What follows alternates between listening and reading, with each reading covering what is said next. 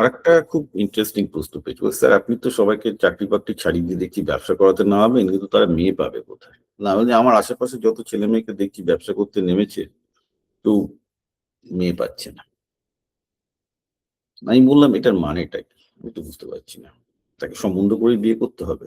তার নিজস্ব কোনো পার্সোনালিটি নেই। সে মেয়েদের সাথে মিশে কোনো প্রেম করতে পারবে না।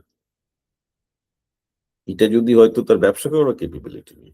কেউ যদি আমাকে এই কথা বলে যে, "আজকে স্যার ব্যবসা করতে আপনি তো উৎসাহ দিচ্ছেন, কিন্তু ব্যবসা করলে তো মেয়ে পাবো না।" আমি বললাম যে, "আরে যারে সাল যার যার দ্বারা ব্যবসা হবে না সে মেয়েও পাবে না।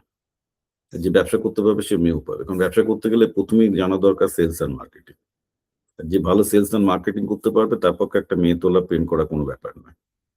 এটা তো আমি বারবার করে বলেছি। আমার বিপ্লব পল 2000 ইউটিউব চ্যানেল খুঁজে দেখুন। ডয়ন কানেকশন একই কথা বলেছি। সো এগুলো লুকিয়ে লাভ নেই। যে ব্যবসা করতে সফল হবে, ব্যবসা করতে পারবে, সে মেয়েও তুলতে পারবে। সে একদম সিধা বাত। Straight forward and I mean know what. অতএব ওইটা নিয়ে ভেবে লাভ নেই। এগুলো পাতি মুখের অজুহাত।